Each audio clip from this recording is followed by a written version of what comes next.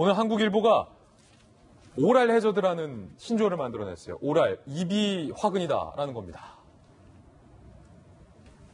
자, 먼저 2009년 저서 본후보 참가에서 조국 후보자가 이렇게 얘기했어요. 대한민국은 어린이에게 주식, 부동산, 펀드 투자를 가르치는 동물의 왕국.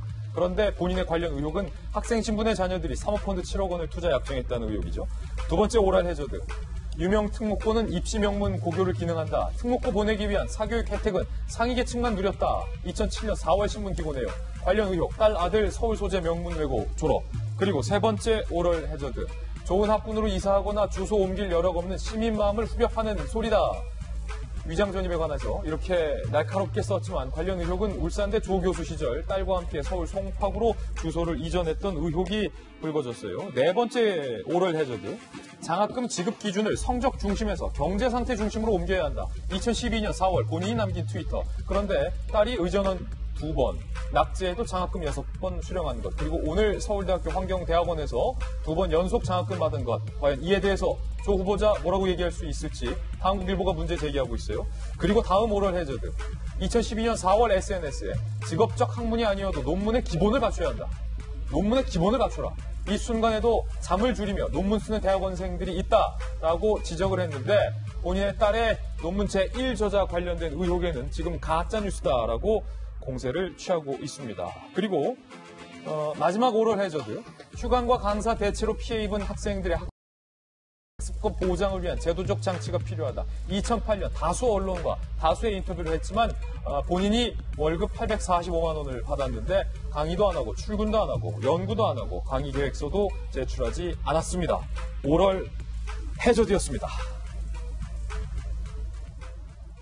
무슨 코너 같아요. 조로남불이라는 얘기도 오늘 조간신문에 쓰고 있어요. 조로남불. 네, 그 여자친구 때문에 그런 얘기가 나오는 것 같은데 사실 저희의 마음을 감성적으로 접근했던 분이기 때문에 그래서 그거에 대한 이중성에 저희가 막 분통을 터뜨리고 있잖아요.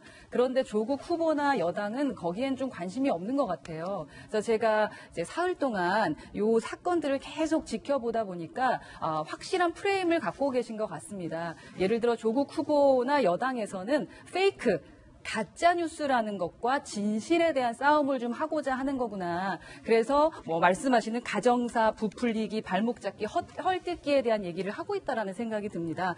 그렇기 때문에 제가 조국 후보자가 가장 많이 말씀을 하셨던 실체적 진실에 대한 단어를 좀 찾아봤어요. 그랬더니 실체적 진실주의라는 것이 있는데 실체적주의는 재판의 기초가 되는 사실만 인정하는 상황에서 무언가가 진행되는 그게 바로 실체적 진실주의더라고요. 아, 그래서 여당이 그리고 조 후보자가 저렇게 당당할 수 있었구나. 우리의 마음을 열었었던 것은 감성적 접근이었습니다. 아, 맞다 하는 말씀들 조금 전에 많이 나왔죠. 그걸 보면서 진실이라고 믿게 했었는데 알고 보니 법적으로 문제 없다. 법대로 하자. 네, 법대로 하자. 야당도 그렇지 않느냐. 보수의 기본이 뭐냐, 대한민국의 근간이 뭐냐, 법 아니냐라는 걸로 다시 돌아가는 듯한 느낌. 왜 우리가 전 대통령에게 분노했었는지를 잊으신 것 같습니다.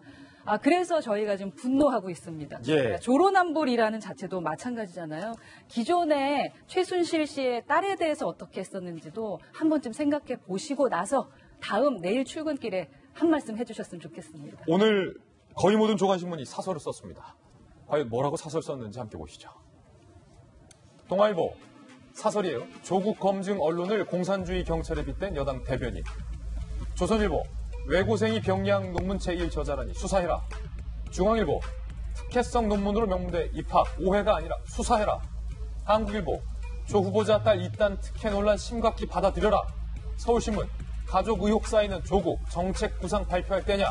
한국경제 커져가는 조국 의혹이 국민 정서와 조금의 괴리 정도냐.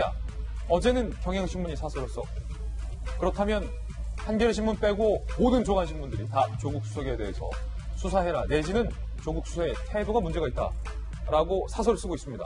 손소 변호사님, 네. 도덕성 문제를 넘어서 수사 대상이라는 의견도 나오는데 어떻게 보십니까? 이미 고발 조치가 이루어졌죠. 네, 김진태 주광덕 의원 또 이현주 의원이 이미 고발했습니다. 그리고 또 이영훈 전 교수에 대한 명예훼손으로도 이미 한참 전에 고발이 되어 있고요. 다만 구체적으로 수사가 언제 진행될지, 제대로 진행될지 여부는 아직 뭐 단정할 수는 없어요. 이런 상황에서 조금 전에 조국 후보자의 이야기 중에 뭐 가짜뉴스다 이렇게 말했는데 뭐 언론의 모든 보도를 가짜뉴스라고 한 건 아닌 것 같아요. 이 딸의 부정입학 관련된 부분은 가짜뉴스다라는 그런 이야기를 한 것으로 뭐 제안해서 해석을 하면 되지 않을까 그런 생각이 들고 예. 또 하나 간과하면 안 되는 것은 물론 고위공직자의 자질 중에 어떤 그 중에 하나가 가족들의 이런 그 문제, 구설 또는 가족들이 국민 정서에 어긋나는 행동을 하면 안 된다는 건 물론 포함이 됩니다. 다만 또 다른 각도에서 보자면 그래서 지금 문제되는 것들이 조국 후보자 본인의 잘못인가? 혹시 본인 가족들을 관리하지 못했다는 잘못을 묻는 것인지 아니면 조국 후보자가 법을 위반했다는 것을 묻는 것인지 이 부분은 잘 따질 부분은 있을 것 같아요. 네, 그리고 또 하나 아까 우병우 전 수석 얘기 나왔는데요. 적어도 지금 단계에서는 같은 선상에서 비교하기는 어려울 것 같아요. 왜냐하면 우병우 전 수석은 국정농단 관련해서 징역 2년 6개월 실형 선고됐거든요.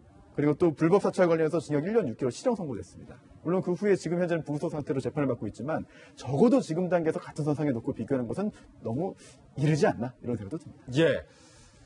조 후보자는 오늘도 해명하기를 거부를 했습니다. 이제 판단은 우리 국민 여러분, 시청자 여러분께 맡기겠습니다.